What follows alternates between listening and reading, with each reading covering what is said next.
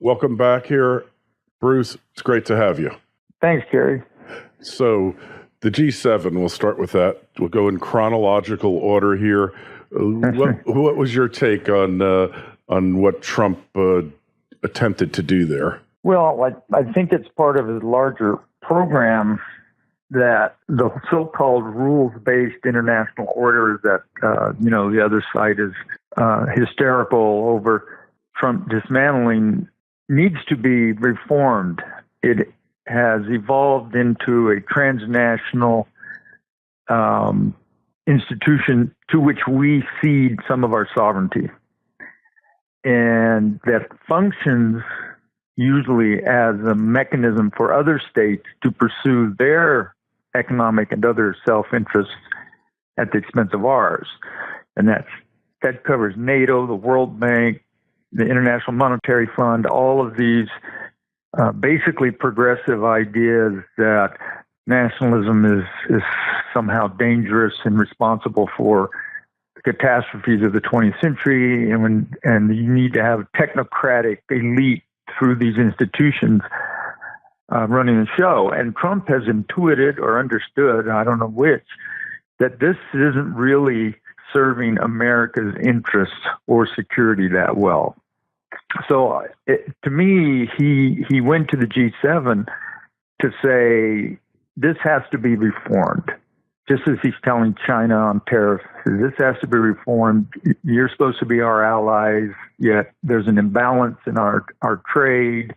You have tariff rules that benefit you, but that don't benefit us. And we should change this.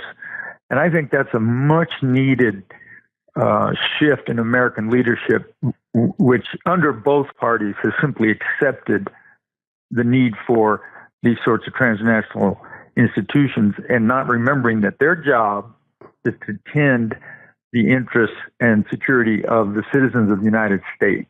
So I thought that was great, and the insult of our Canadian Prime Minister to the North, a good slap down. Mm-hmm. Yeah, well, Trudeau is, I don't know if he's trying to act macho or that he's so with it that he knows better, whether he's going back to his globalist collectivist roots that he kind of learned on his father's lap. Exactly. But he's really a bad actor, isn't he?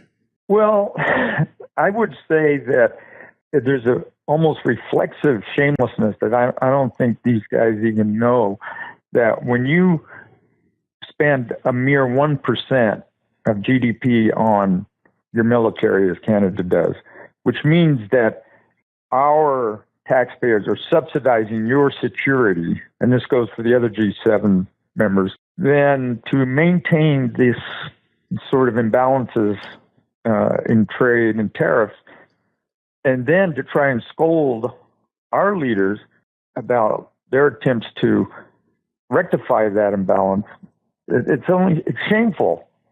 I mean, this so-called, international rules-based order since World War II, that has been the result of the American dynamic economy and American military spending.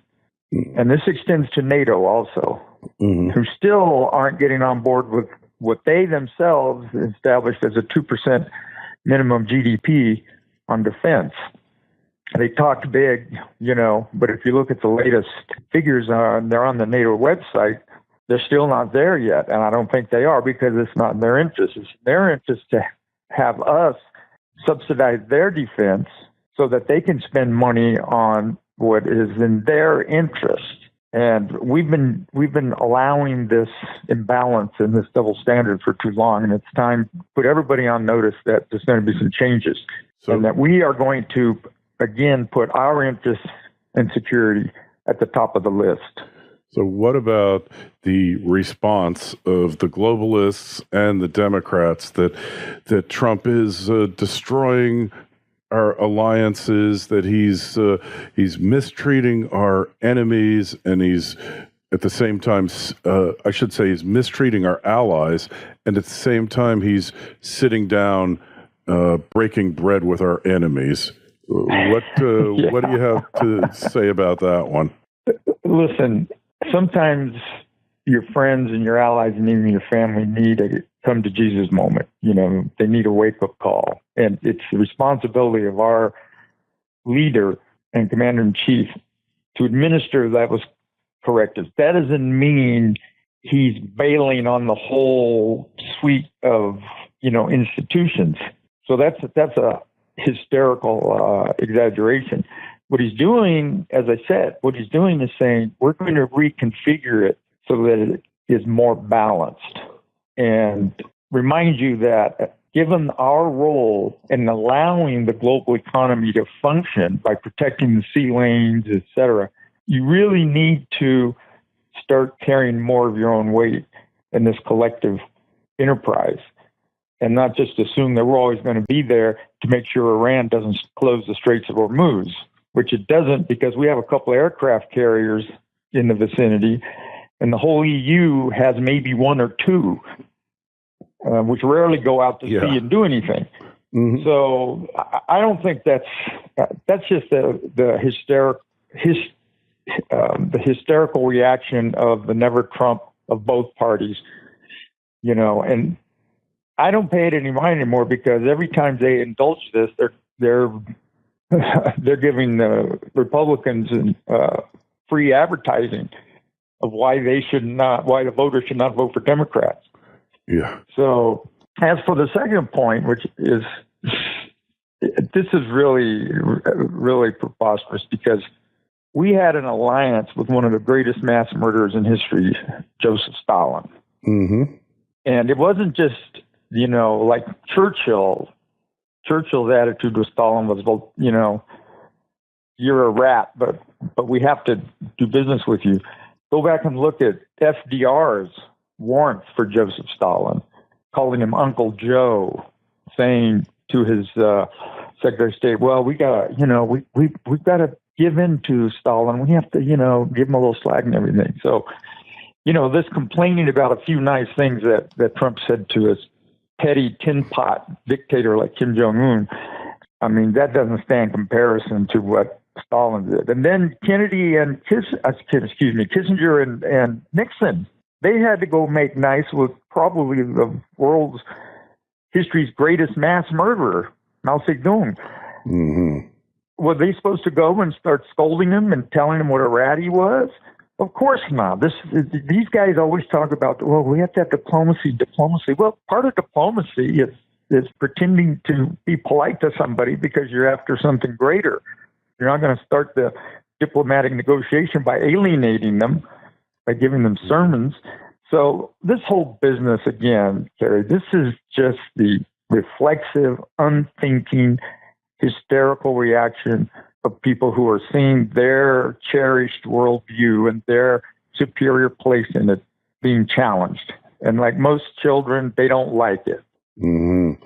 So as far as where we're heading, the alliance seems to be shifting to Eastern Europe, countries that understand the threats to freedom, that have been enslaved in the past by the former Soviet Union, all these things. And the Western Europeans seem bent on self-immolation with immigration and everything else. And then you have like Italy electing a populist government, basically shutting off access to the so-called immigrants and saying we're going to deport 500,000 of them. Does this represent a tipping point for Western Europe? Well, I think we're on the way to that. And you remember during the Iraq War under Bush, when I think it was Rumsfeld talked about old Europe and new Europe. Mm-hmm. So this has been developing since the collapse of the Soviet Union, and Eastern Europe was finally, had sovereignty and self-governance and could, rule themselves according to their history and their culture and their mores. And the West doesn't like it either. But I think this is just one more sort of step in the disintegration of the EU, not its total collapse, I don't think, but its reconfiguration to maybe a northern European Union. I don't know what they're going to do because financially not in great shape, with the exception of Germany, of course.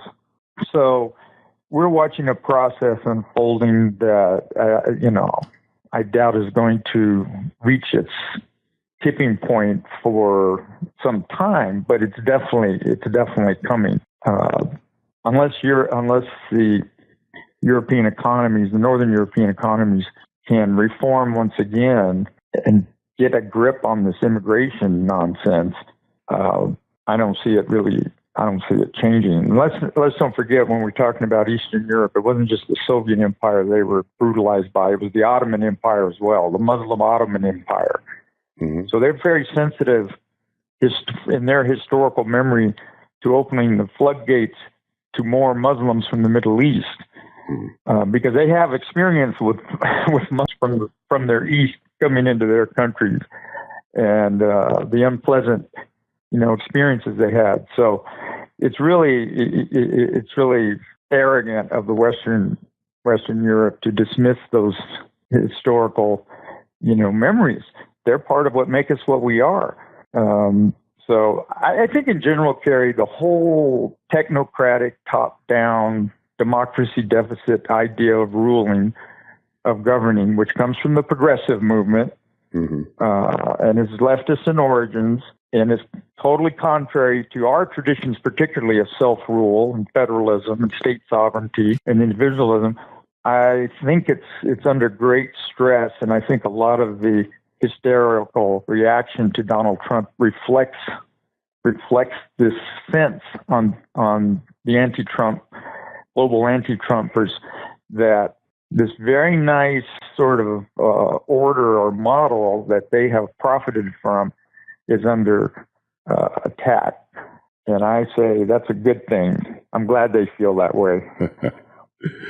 Yeah, well, it's not happy days for them. And it's so brilliant reaching out to the Eastern European allies, because they're not afraid to fight. Hey, so moving on, switching gears, we had the historic summit between Trump and Kim Jong-un, and it looked like little Rocket Man there was eating out of Trump's hand. He was like guiding him along. That's what it looked like. I was wondering if he was calling him, grasshopper while he was in the midst of the summit. And I'm sure he was holding out a McDonald's and a trip to Mar-a-Lago and playing golf with Trump as the next step. You optimistic, Bruce? No.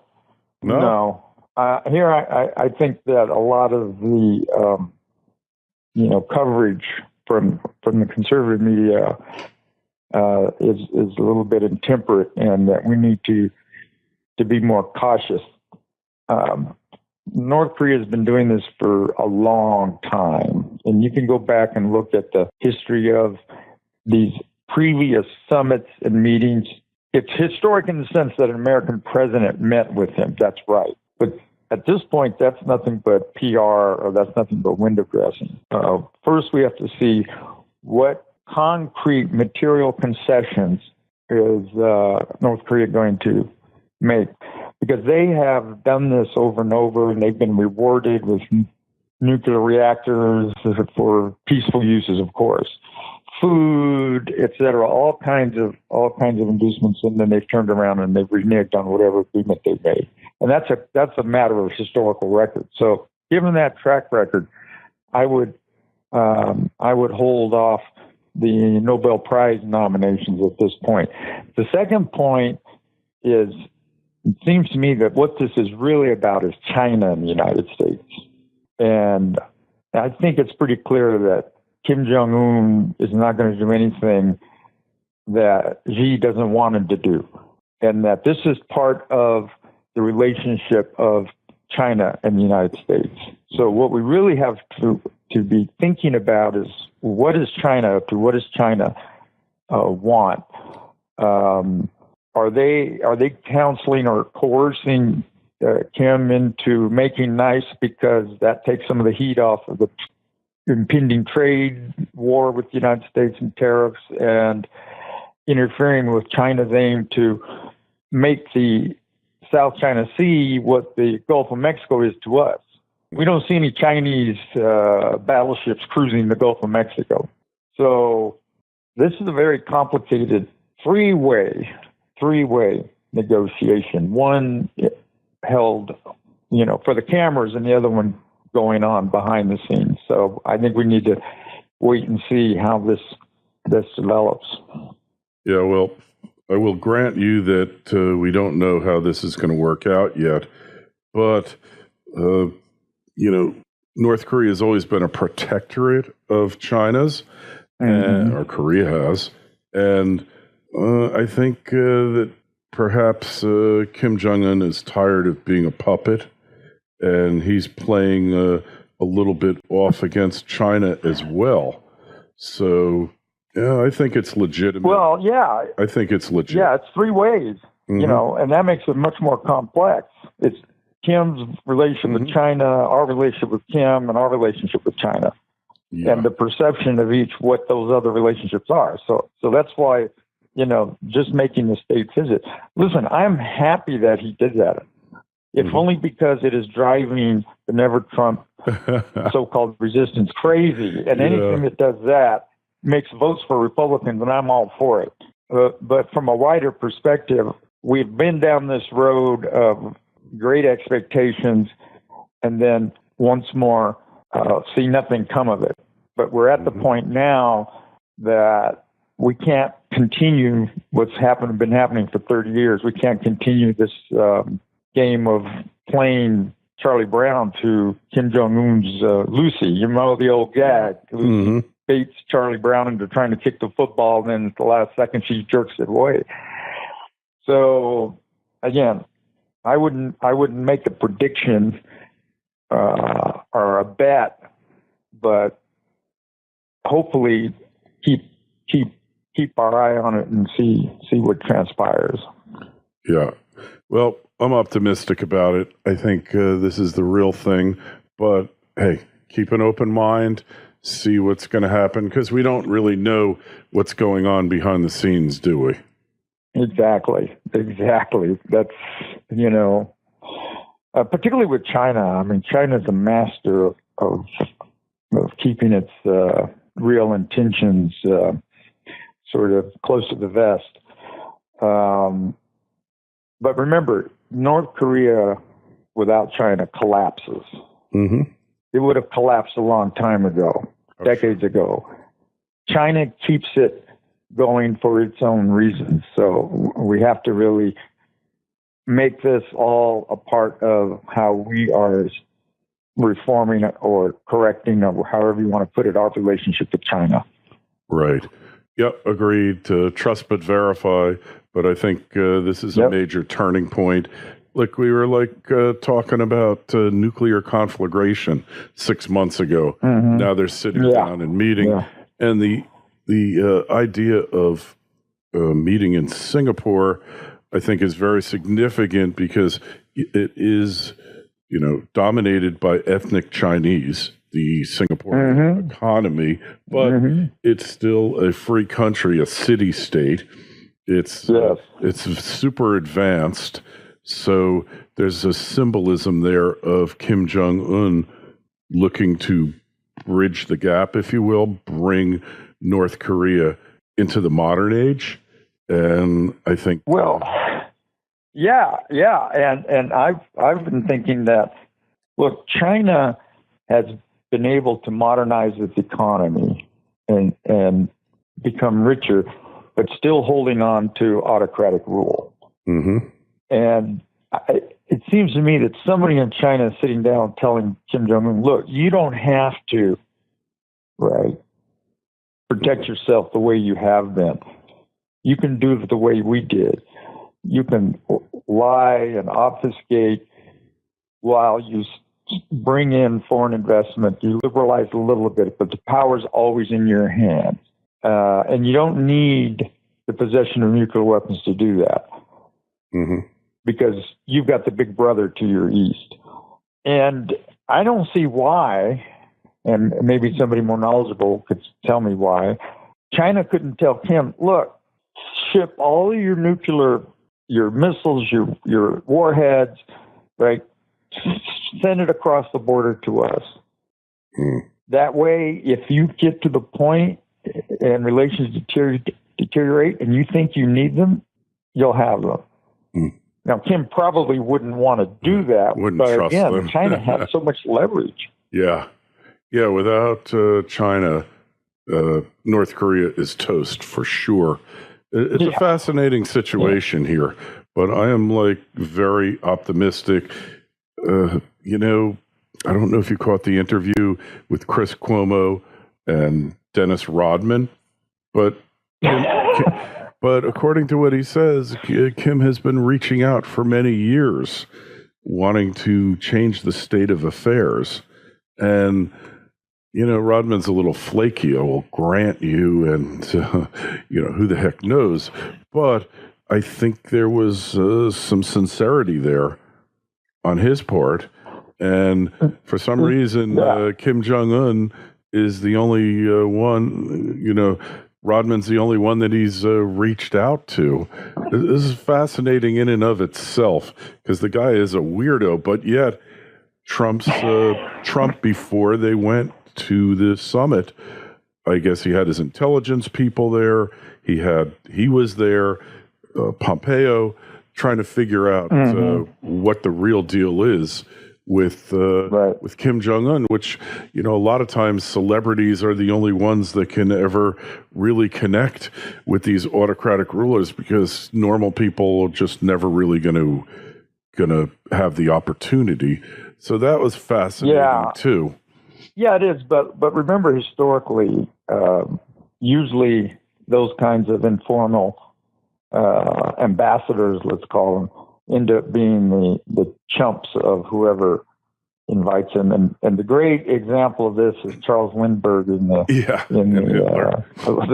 late 20s. I mean, he was an international celebrity, and the Luftwaffe had him to Germany touring Potemkin, aircraft manufacturing plants. And then Lindbergh would go to Whitehall or Paris and say, "Hey, you guys, you know what? Their air power is so advanced that they can destroy you without ever your armies grappling." And that figured into the thinking of Neville Chamberlain when he went to Munich. Yeah, so he was a useful idiot, Lindbergh. Exactly. And perhaps Rodman is too. Can't take him too seriously, but he does have a relationship with the guy for whatever. Anyway, Bruce, we got to run now. Where's the best place to find your latest writings? Front Page Mag. All right. And they've also got a really good archive, so that's the most efficient way. All right, great.